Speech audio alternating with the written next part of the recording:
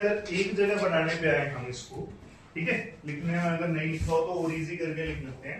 1 2 3 4 5 जगह इसको बनाते हैं। तो फर्स्ट हमारी टर्म बनी du, define unit and dimension, define unit and define बन गई rate of flow of charges called as current, unit बन गई एम्पियर। उसके बाद भाई डायमेंशन बन गया a, कोई दिक्कत वाली बात इसमें नहीं है। फिर इसके बने भाई बच्चों क्या टाइप्स, टाइप्स कैसे कैसे भाई दो, कैसा AC एंड DC। हम इस चैप्टर में क्या पढ़ने वाले हैं DC। दूसरा ये तो टाइप 1 था, दूसरे टाइप क्या है इसके बताओ भाई। हाँ जी एवरेज एंड हाँ जी इंस्टेंटेनियस, कोई दिक्कत वाली बात इसमें नहीं है। तीसरी बात हमने इसमें क्या पढ़ी भाई बच्चों बताओ जरा। तीसरा हम इसमें पढ़ेंगे डायरेक्शन। क्या पढ़ेंगे बच्चों? जिधर पॉजिटिव चार्ज जाएगा, क्या पॉजिटिव चार्ज के साथ साथ साथ नेगेटिव चार्ज के अपोजिट। क्या बोला मैंने भाई? जिस डायरेक्शन में पॉजिटिव चार्ज फ्लो करेगा करंट की डायरेक्शन भी वही होगी, जिस डायरेक्शन में नेगेटिव चार्ज फ्लो करेगा उसके अपोजिट होगी। कोई दिक्कत वाली बात इसमें नहीं है, देख लेंगे सभी भाई। चलिए सर इतना भी समझ में आता है, ठीक है। अब लास्ट में जब बात आती है, आप जब इसको लिखते हो I equals to Q upon T को, I equals to Q upon T को, तो यहाँ पे कुछ चेंजेस आपको देखने को मिलेंगे। क्या देखने को मिलेंगे बच्चे आपको यहाँ पे? चेंजेस। तो ये जो फॉर्मूला है 1/t को हम बदल देते हैं। 1/t को मैं अलग अलग ढंग से लिख सकता हूँ, फ्रीक्वेंसी के बराबर लिख सकता हूँ, किसके बराबर लिख सकता हूँ भाई? दूसरा मैं इसको क्या लिख सकता हूँ बताओ जरा। हाँ जी दूसरा मैं क्या लिख सकता हूँ इसको? 2 पाई बाय, सोच लो सोचो, 2 पाई बाय ओमेगा लिखूंगा या नहीं लिखूंगा? ओमेगा इक्वल्स टू कितना होता है? 2 पाई बाय टी, ठीक है। अब 1/t हो रहा है, ओमेगा अपॉन 2 पाई नहीं होना चाहिए। आप सीधा बता रहे थे ये रेसिप्रोकल है, ये कौन सा बच्चों? आप सीधे वाला बता रहे थे, ये रेसिप्रोकल, ठीक है। तो ये गलती नहीं करनी है। अच्छा ओमेगा किसके बराबर होता है? V/R के, किसके भाई? श्योर ना? तो V बाय क्या भी बन गया भाई? 2 पाई R। तो 1/t को आपको चेंज करना आना चाहिए। ये क्वेश्चन आपके आएंगे भाई, लिख लेंगे सब।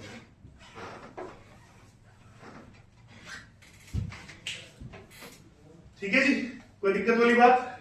अच्छा एक और टर्म फिर इसके बाद, जब इतना बात बन गया है, एक टर्म होती है एरिया अंडर द ग्राफ, एक क्या होता है बच्चों? स्लोप। श्योर? स्लोप में हम क्या देखते हैं? रेशियो। क्या देखते हैं भाई? यहां हम क्या देखते हैं बच्चों? रेशियो। यहां हम क्या देखते हैं? प्रोडक्ट। यहां हम क्या देखते हैं भाई? याद रहेगा? ठीक है। तो देखो प्रोडक्ट से कौन सा क्वांटिटी बन रहा है इनमें से, और रेशियो से कौन सा बन रहा है? प्रोडक्ट से बन रहा है चार्ज। प्रोडक्ट से क्या बन रहा है?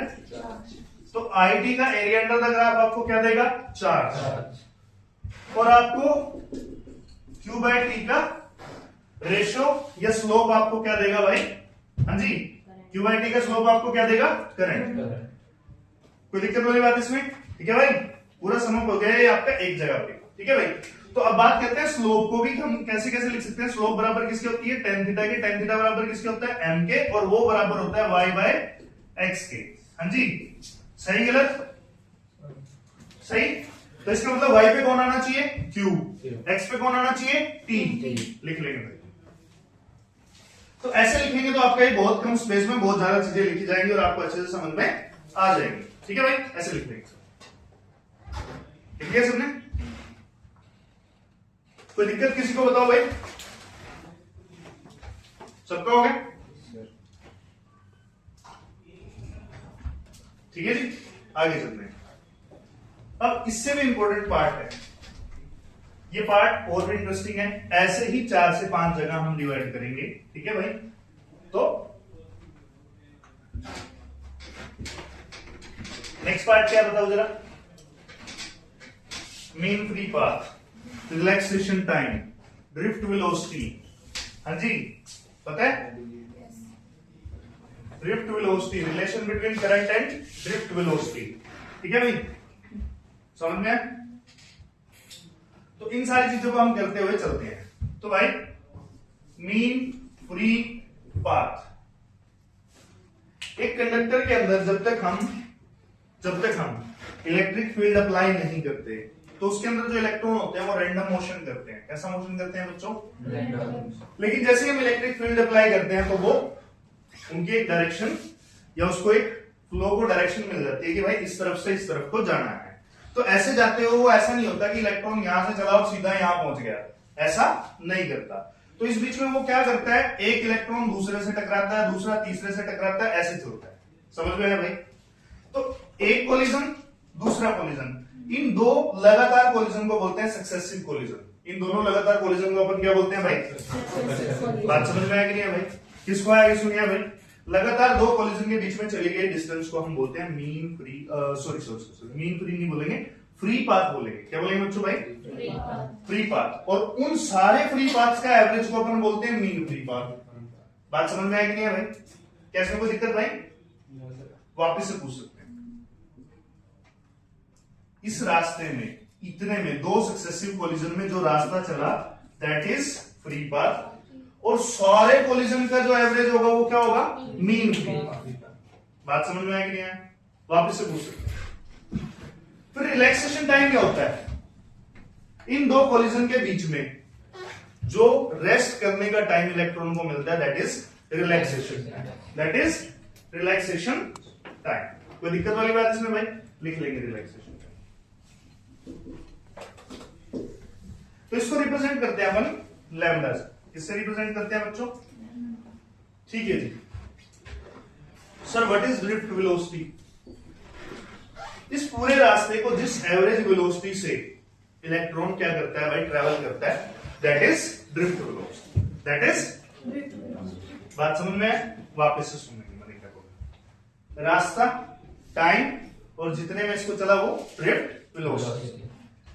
क्योंकि इलेक्ट्रिक फील्ड लग रही है, जब भी फील्ड इन्वॉल्व होती है तो वहां पे फोर्स इन्वॉल्व हो जाते हैं। हमारे पास फिजिक्स में कितनी फील्ड है?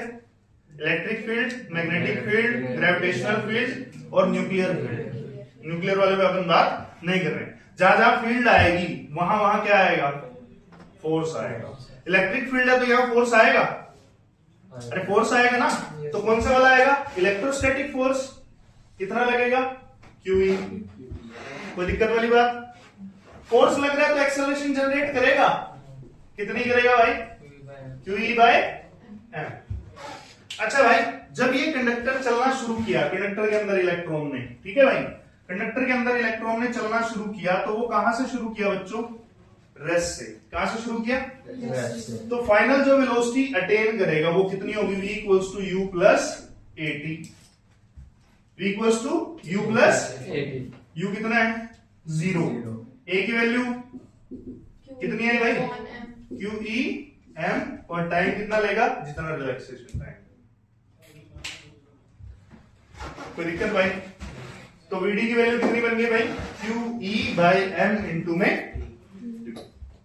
अब ये चार्ज जो है अगर वो इलेक्ट्रॉन हो तो इस Q को भी अपन किससे रिप्लेस कर देंगे? E बाय में m इंटू में कर लेंगे। तो हमारा I इक्वल्स टू कितना बन गया भाई? NEAVD। कोई दिक्कत वाली बात इसमें नहीं। ये हमारा हो गया करंट और ड्रिफ्ट वेलोसिटी का रिलेशन। फिर एक टर्म आती है करंट डेंसिटी। क्या आती है जी? वो क्या कहती है? करंट के बारे में मैं क्या कर दूंगा? एरिया। क्या कर दूंगा करंट के बारे में? लाओ जी, करंट के बारे में एरिया क्या होगा करके बताओ। इसके बारे में एरिया आएगा तो इधर क्या बच जाएगा? NEVD। किसकी वैल्यू पुट कर देंगे हम यहाँ पे? VD की। J equals to I upon A equals to NE। ये भी कितना हो जाएगा? EE बाय में m इंटू में टाउ। तो यहां से इलेक्ट्रिक फील्ड को छोड़ के बाकी सबको वो कांस्टेंट ले लेगा जो कि किसके बराबर होगा? Sigma. What is sigma? Sigma is conductivity. What is the value of sigma? Sigma यहां से बन के आएगा बच्चों भाई कितना आएगा? NE का स्क्वायर टाउ बाय में। बना ले। ठीक है जी। ये कंडक्टिविटी है। रेजिस्टिविटी इसका उल्टा होती है। रेजिस्टिविटी इसका क्या होती है भाई? उल्टा। अब इस पूरे प्रोसेस में आप एक चीज देखते चलिए, ठीक है? यहां से अब आपको 3 रिलेशन पूछता है। वो कितने रिलेशन पूछता है भाई? ये सबसे इंपॉर्टेंट है जो अभी मैं बता रहा हूं, सबसे इंपॉर्टेंट पार्ट है। ठीक है भाई? 3 रिलेशन क्या पूछता है? देखो भाई,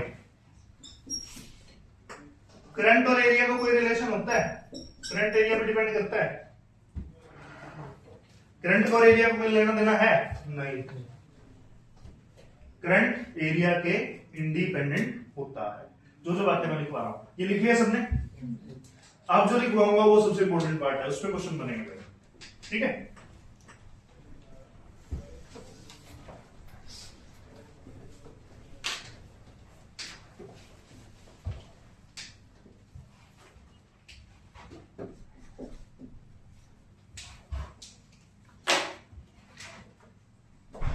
करंट एंड ए का कोई रिलेशन नहीं, करंट और ए का कोई रिलेशन नहीं। J is inversely proportional to A. J is directly proportional to VD, directly proportional to E, inversely proportional to A. तो ये तीनों के तीनों इस पे इनवर्सली प्रोपोर्शनल करते हैं, इनवर्सली डिपेंड करते हैं। समझ में आया कि नहीं भाई? नहीं आया सर समझ? Current density, electric velocity, electric field, area के इनवर्सली प्रोपोर्शनल हैं। एरिया इधर के इनवर्सली प्रोपोर्शनल, एक ही बात समझ में आया भाई? और करंट के क्या है? Independent by. यही गलती करनी है सबने, इससे बचना। तो भाई एरिया इधर ये हो गए, ठीक है जी। ये आपका हो गया A1, ये आपका हो गया A2। If A2 is greater than A1 then J1 is greater than J2, E1 is greater than E2, VD1 is greater than VD2, but I1 is equals to I2 because current is independent of area. समझ में आया भाई? हाँ जी, independent of current है ना, कौन? Area पे depend नहीं करेगा करंट। तुम लॉजिकली सोचो, एक वायर है, ठीक है, तुम वायर को तोड़ दो, मरोड़ दो, कुछ भी टेढ़ा मेढ़ा कर दो, कहीं से भी करंट भेजते हो, इतनी सारी जगह घूम घूम के वायर आ रही है, ठीक है, करंट चेंज होता है उतना ही आता है, उतना ही आता है। तो डायमेंशंस पे डिपेंड नहीं करता। किस पे डिपेंड नहीं करता भाई? लिख लेंगे, करंट आपके डायमेंशंस पे डिपेंड नहीं करता।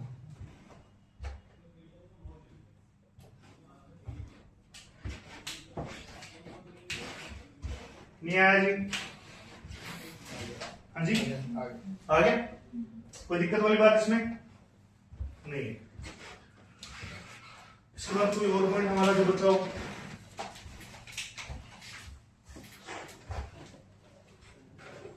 रब कर दे, इसको रब कर दे। इन मुझे टर्म समझाना, नंबर ऑफ एटम क्या होता है, ठीक है।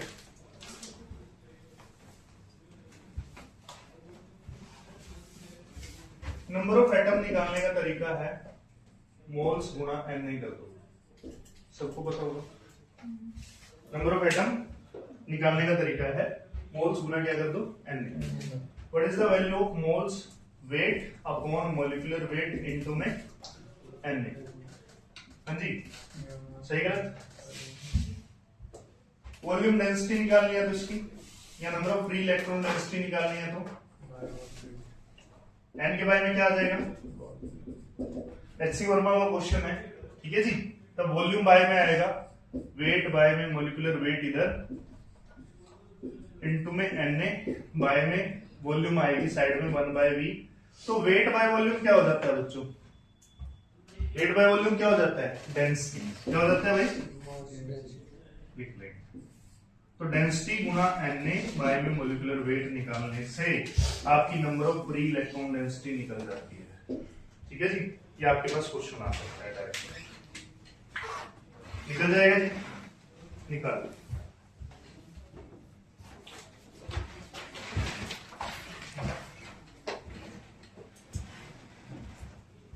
ये आपके डायरेक्ट क्वेश्चन है भाई।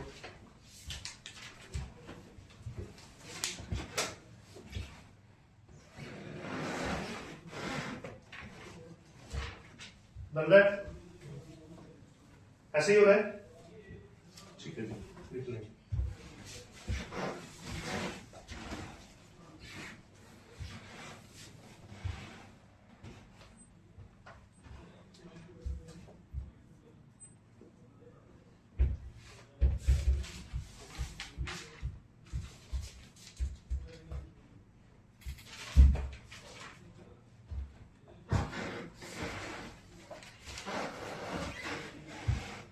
यहां तक कोई दिक्कत वाली बात नहीं। चलिए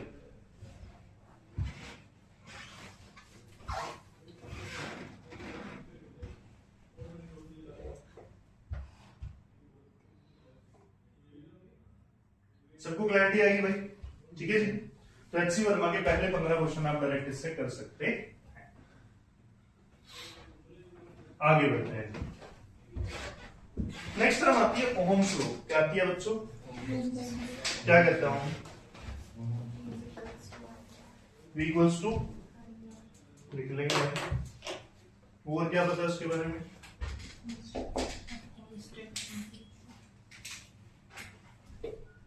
ओहम्स लॉ। ठीक है जी।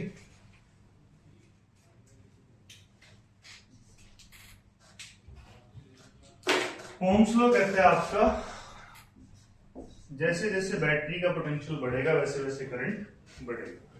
इस प्रोपोर्शनैलिटी को हटाने के लिए एक कांस्टेंट लग गया, that is R. V equals to I। ठीक है जी। What is R? R is resistance. R is लिख लेंगे। ठीक है जी। तो फिर से दो बातें आती हैं जी, area under the graph and slope. बता सकते हैं मुझे क्या बनेगा यहाँ पे एरिया अंडर द ग्राफ और slope? Area under the graph मुझे क्या देगा, स्लोप मुझे क्या देगी, और स्लोप किसकी बननी चाहिए?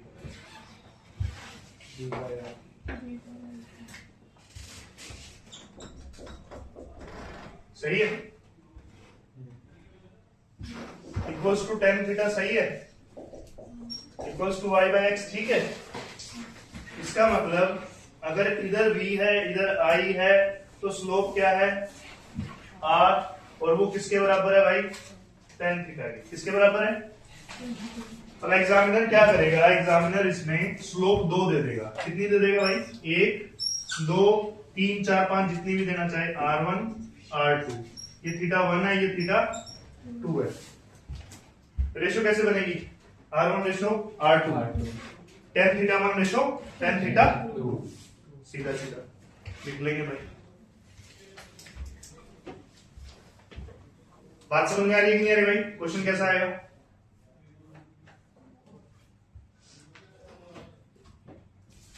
देखिए tan theta 1 ratio tan theta 2। क्या यहां पे कोई एरिया अंडर द ग्राफ भी बन सकता है? एरिया अंडर द ग्राफ बन रहा है आई आर का। किसका? आई आर का एरिया अंडर द ग्राफ क्या देगा भाई? वोल्टेज। क्या देगा भाई? वोल्टेज। अब एक और बात होती है, एग्जामिनर इसमें क्या करता है, कई बार चालाकी करता है। वो चालाकी क्या करेगा? V और I को बदल देगा। क्या कर देगा भाई? V और I को बदल देगा। इधर उसने I कर दिया, इधर उसने V कर दिया। ये R1 है और ये R2 है भाई। तो आपको एक बात का ध्यान रखना है, जो V की तरफ है वो वाला रेजिस्टेंस बढ़ाओ। जो V की तरफ है वो वाला रेजिस्टेंस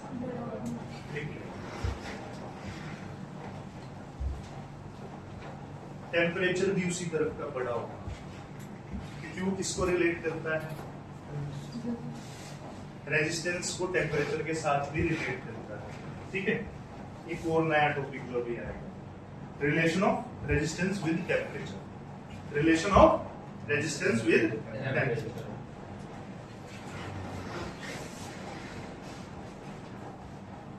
कितना समझ पा रहे हैं? ठीक है भाई, सबको आइडिया हो रहा है? कोई दिक्कत नहीं है इसमें? क्लैरिटी आ रही है ना? ठीक है।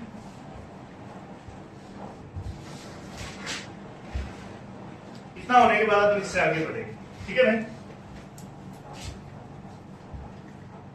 क्या मैं इसको रब कर दूं? क्या मैं इसको रब कर दूं? ठीक है। Resistance in series and parallel किस किस को पता है, किस किस को नहीं पता है भाई? सबको? पक्का? ठीक है, लिख लो। राम सवाल है, लेकिन resistance in series and parallel पढ़ना है, चलो पढ़ा देता हूँ। ठीक है, लेकिन उसमें मुझे ज्यादा इंटरेस्ट है पढ़ाने में पोटेंशियल मार्किंग मेथड, जो आपको नहीं आता। कॉम्प्लिकेटेड सर्किट्स को कैसे सोल्व करना है? कौन से भाई? कॉम्प्लिकेटेड सर्किट्स को, या अगर कोई रेजिस्टेंस शॉर्ट सर्किट हो रही हो तो उसको कैसे सॉल्व करना है, वहां से आपको कंफ्यूज करेगा एग्जामिनर, ठीक है। दूसरा, आपके क्यूब के क्वेश्चन आते हैं। किसके क्वेश्चन आते हैं भाई? क्यूब। याद होगा क्यूब वाला कराया था, क्यूब के क्वेश्चन आते हैं भाई। उसके अलावा आपके सिमेट्रिकल सर्किट्स आते हैं। क्या आते हैं भाई? 3 पार्ट पे बात करेंगे। किस पे भाई? Potential marking method. किस पे बच्चों? Potential marking method. दूसरा मैंने क्या बोला भाई? Symmetrical circuits. और तीसरा क्यूब। तो चलो, वैसे शुरुआत यहीं से करनी पड़ेगी, resistance in series and parallel से। अगर रेजिस्टेंस सीरीज में है तो क्या करना होता है भाई? R1 plus R2 plus R3 up to Rn। Short derive नहीं करके बता रहा हूं, पता होगा, क्लास 10th में भी किया है भाई। करंट सेम होता है। अरे पता है, नहीं पता है? सीरीज में करंट सेम रहता है, पोटेंशियल किसमें सेम रहेगा? P से पोटेंशियल, P से पैरेलल। क्या? P से पोटेंशियल, P से पैरेलल। ऐसे याद रख लेंगे, कोई दिक्कत वाली बात इसमें नहीं। तो अच्छा भाई, इतनी बात समझ में आ गई। अगर सभी रेजिस्टेंस एक जैसे होगी तो कितना हो जाएगा? NR। क्या हो जाएगा? NR। और उसको R मैक्स भी कहते हैं। क्या भी कहते हैं भाई? R max। पैरेलल वाले में क्या होगा? 1/R इक्विवेलेंट कितना होगा? 1/R1 प्लस में 1/R2 प्लस में 1/R3 अप टू 1/Rn। और अगर सभी एक जैसे हो गए तो हाँ जी, 1/R equivalent equals to N/R। तो जब इसको सॉल्व करेंगे तो कितना हो जाएगा? R equivalent R/N। ठीक है जी। इसको R मैक्सिमम कह रहे थे, इसको R मिनिमम कहेंगे। यार मैक्सिमम था तो ये क्या है? R मिनिमम है। कोई दिक्कत वाली बात इसमें भाई? ठीक है जी। इसमें नहीं बोलते यार,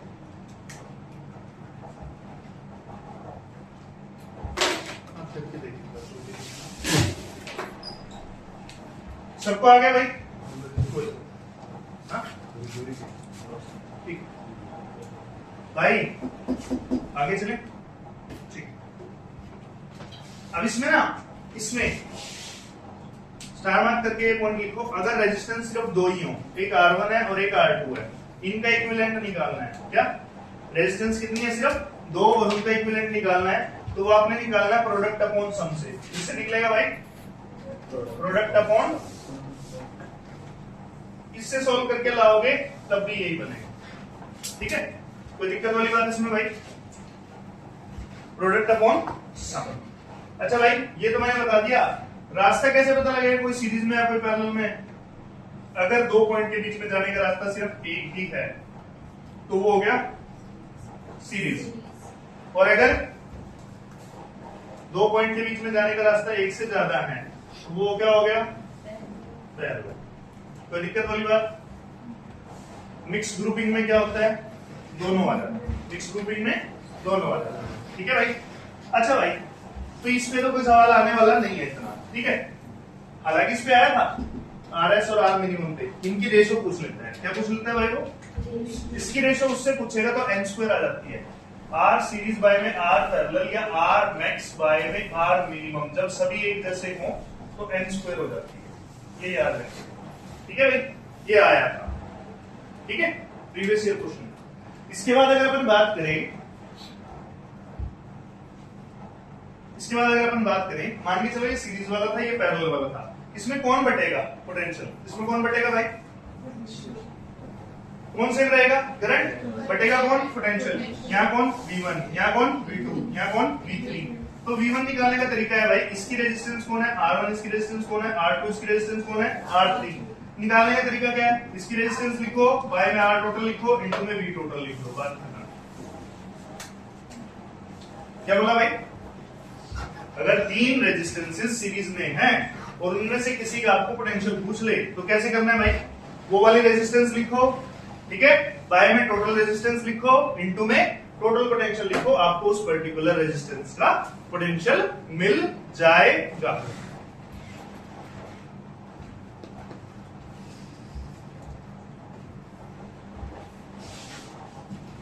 ठीक है जी।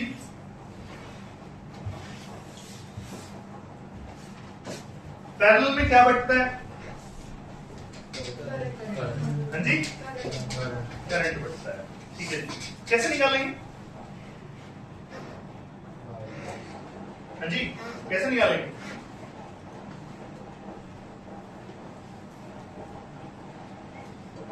इसमें गया मान के चलो ये R1 भी, ये R2 है, ये R3 है, इसमें गया I1, इसमें गया I2, इसमें गया I3।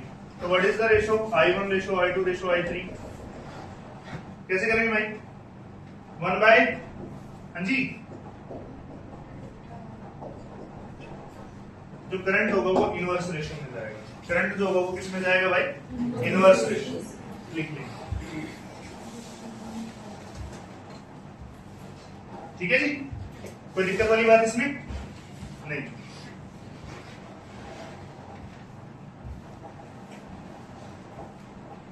मोटा मोटा जो सवाल आपको आ सकता है इससे वो ये रहेगा, ठीक है भाई।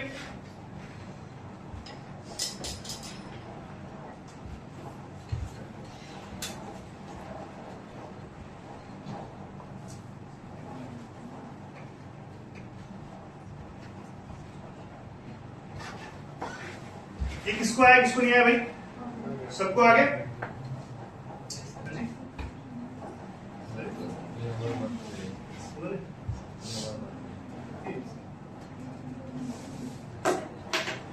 चलो भाई बच्चा पार्टी, इतना समझ में आ गया? आगे चलते हैं, थोड़े से कॉम्प्लिकेटेड क्वेश्चंस पे पहुंचते हैं। मजेदार क्वेश्चन है, ठीक है।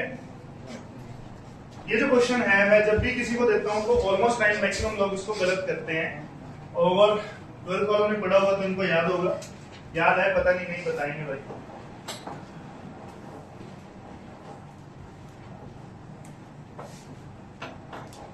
ये बच्चा पार्टी ये सीरीज में है या पैरेलल में है? हाँ जी, किसमें है भाई? कैसे पता लगा?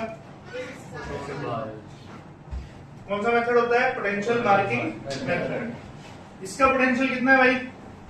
ए। इसका पोटेंशियल कितना है? बी। तरीका क्या कहते हैं? जहां तक वायर खाली है पोटेंशियल क्या जाएगा? सेम। पोटेंशियल क्या जाएगा? जहां तक वायर क्या है? खाली। ठीक है जी। तो यहाँ पे क्या आएगा? ए। घूम के यहाँ भी क्या आ जाएगा? इधर क्या आएगा? बी। घूम के यहाँ भी क्या आ जाएगा? तो हमने देखा सारी की सारी रेजिस्टेंसेस किसके बीच में आ रही है? हाँ जी, ए और बी के बीच। इसका मतलब तीनों किसमें है? तीनों किसमें है? निकाल लेंगे। अब सेम क्वेश्चन को एचसी वर्मा सर कुछ अलग ढंग से पूछते हैं, ठीक है भाई। कैसे? याद आया कुछ भाई?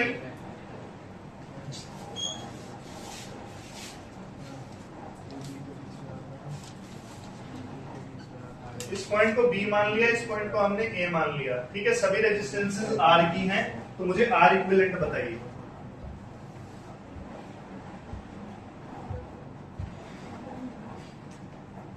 जब ये क्वेश्चन आपको एग्जाम में देखने को आए और आपको ये पोटेंशियल मार्किंग मेथड ना बताओ तो आपके लिए क्वेश्चन भारी हो जाएगा। अब इजी कर पाएंगे नहीं कर पाएंगे? कितना आ जाएगा भाई?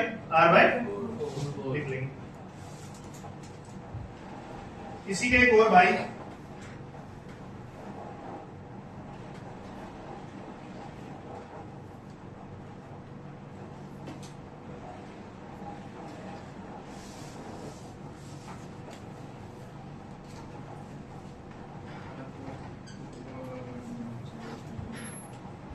ये वीएचसी वर्मा से ये क्वेश्चन है, जिसको कैसे करेंगे। अब यहाँ सीरीज और पैरेलल में कितने आपको देखना पड़ेगा? 4R बाय, क्यों होगा? 3 किसमें है? पैरेलल में। चौथा किसमें है? सीरीज में। पता लगा? ये 3 किसमें है? पैरेलल में। ये वाला इनके साथ सीरीज में। लिख लेंगे।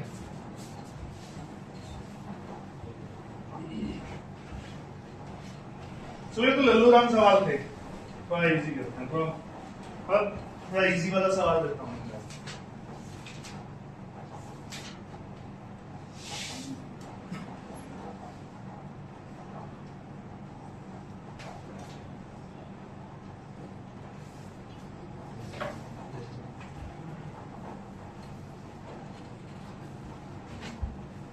ठीक है जी। सभी आ रखे हैं, लिख लो, होमवर्क है, करके भेज देना।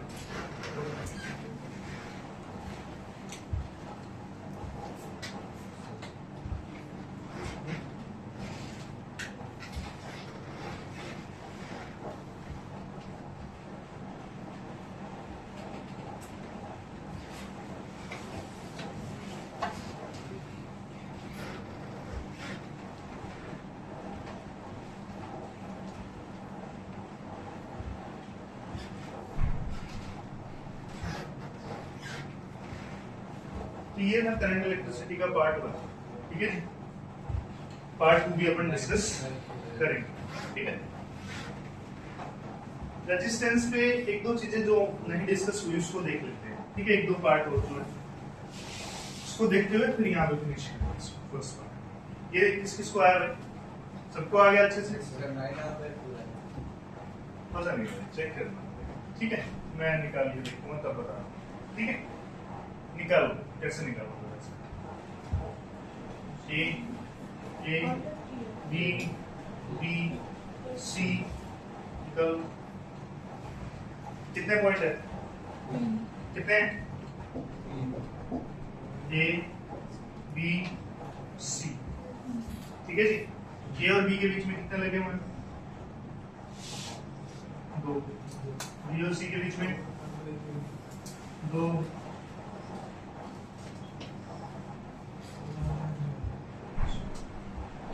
R/2 सॉल्व हो क्या आ गया, ठीक है। This is B, this is A, R/2 series इसके साथ पैरेलल, ठीक है जी। अरे जिसके बीच का इक्विवेलेंट निकालना है वही तो पॉइंट लेंगे, बाकी को नेग्लेक्ट करना होता है। हाँ जी, R/3 है श्योर। 1 एक में 1/2 जोड़ेंगे तो पैरेलल का प्रोडक्ट अपॉन सम, बस ठीक है। 1/2 R/3 आ गया भाई, सही, ठीक है जी। चलो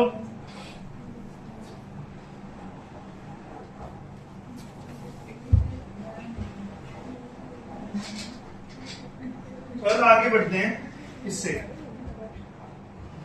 देखो भाई, तुम्हें ये तो पता है रेजिस्टेंस जो होती है R = ρ L/A होती है। किसको पता है भाई? पक्का? इसके अलावा और क्या फॉर्मूला हो सकता है इसका? ऊपर नीचे लेंथ मल्टीप्लाई कर देंगे, L² क्या हो जाएगा? वॉल्यूम। डेंसिटी किसके बराबर होती है? मास बाय, तो वॉल्यूम किसके बराबर हो जाएगा? मास बाय, मास नीचे गया, डेंसिटी ऊपर गई, ρ L² इंटू डेंसिटी बाय में मास। एक और फॉर्मूला बन गया, लिख लेंगे। तो यहां से एक रिलेशन बनता है, R डायरेक्टली प्रोपोर्शनल है L² बाय M के, ठीक है जी।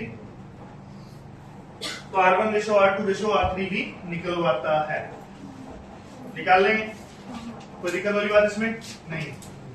तो ये वाले क्वेश्चन बनेंगे, ठीक है जी।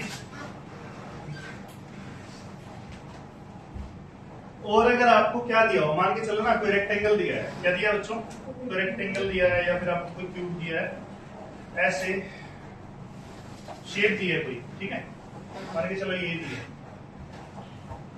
तो अगर इसको एरिया ले लिया, इस वाले को एरिया ले लिया, इस वाले को क्या ले लिया, ठीक है। आपको इसके ऊपर कॉम्प्लिकेशन आएगी इस क्वेश्चन में। R = ρ L/A। कैसे L लें और कैसे एरिया लें, कैसे L लें और कैसे, ठीक है, कैसे L लें और कैसे एरिया।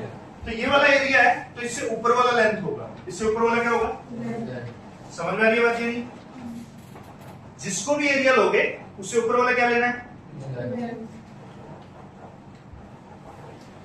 अगर इसको तुम एरिया लोगे तो लेंथ किधर बनेगी, ठीक है जी।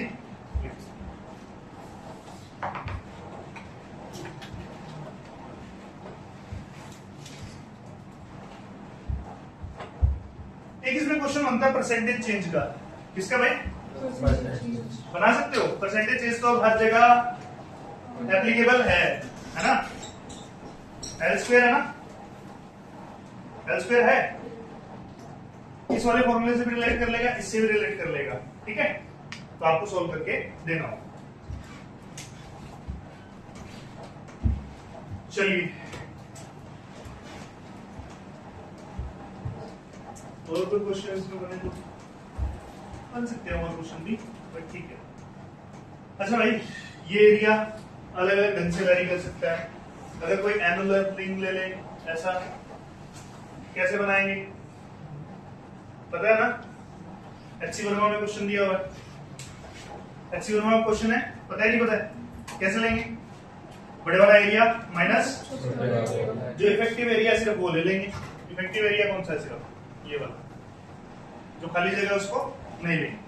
ठीक है जी, ये बन रहा है। ठीक है जी।